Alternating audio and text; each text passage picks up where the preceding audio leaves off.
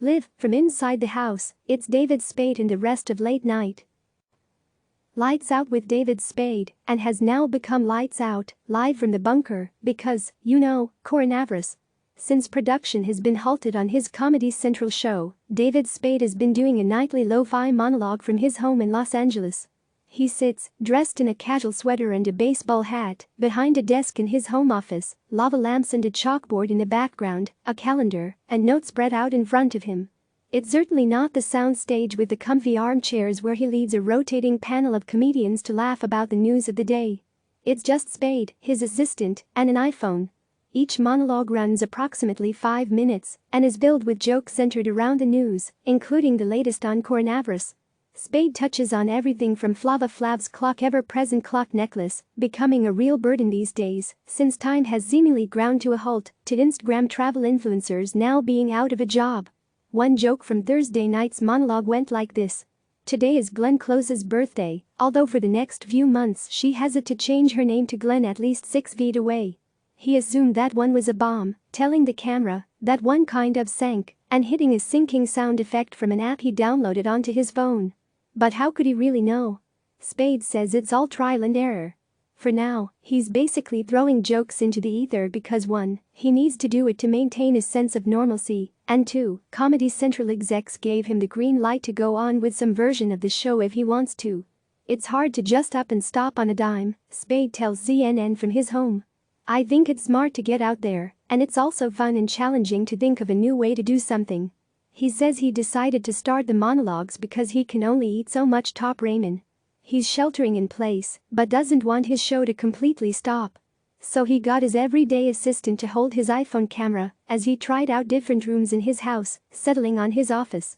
She runs into her hazmat suit, and she throws me my daily bologna sandwich, and then runs out after, he says of his camerawoman. He likes the result on the iPhone, he adds, since my BlackBerry wasn't working. Spade now has his staff writers emailing him jokes throughout the day, and he sorts through those while piecing together the monologue at his desk. They email me some jokes in the morning, and then I go through and I check them off and then write notes on additional things, Spade says. I literally read it off piece of paper and just hope it sounds funny. I use a little soundboard app that I got 2 days ago, and I push it. I sometimes don't know which one I'm pushing. Without a live audience, Spade has zero immediate feedback, which he finds to be the most amusing part of this whole process. That's the funniest part. That I don't know, he laughs. So we're just doing them in a vacuum. I tried them into my dustbuster first because it's the same feeling. So I just have to go by my gut, and I try to give mostly monologue, but also some commentary, whatever is on my mind, just because why not? And just because that's more my style. But I try not to make it all gloom and doom and talk about safety, like today I thought, oh, I'm sick of Instagram models clicking their heels around the globe. Like it's time to take 5. He says it's working, though. He's doubled his online audience already since starting the monologues this week, and next week he plans to invite guests like comedians Kevin Nealon and Nikki Glaser on via Skype or FaceTime. Or I'll go back to '98 for Google Hangout, he jokes. Whatever it takes. We're just trying to get another face up there so I can bowl cause that's kind of what our show is anyway.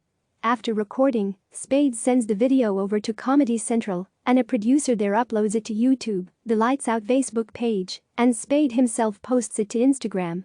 Getting it uploaded is the hardest part, he says. My internet is slow because I guess everyone around me is using it, adding he often has to break the videos into smaller clips, so the process moves faster. But still, he does what it takes because he wants to give people a break from all the doom and gloom. I think there's some sort of psychology about watching the news when it's such doomsday. I feel like it's not like a logically healthy thing. They just say, everyone's dying, it's coming up your street, you will die. So I just want to do something the polar opposite and just say, hey, I'll play the effing violin on the Titanic. The goal, he says, is to pull off a smooth bare-bones version of the nightly show. Stephen Colbert, Trevor Noah, and Jimmy Fallon have all been trying similar experiments. It's just trying to do a talk show, he says. And I think the more rough on the edge the funnier it is to me. So I don't mind keeping in things that are wrong or whatever because it makes me laugh. And it's just sort of the idea of sitting in with people in their house while they're home. How many times can I watch RoboCop? Click subscribe to receive the latest news.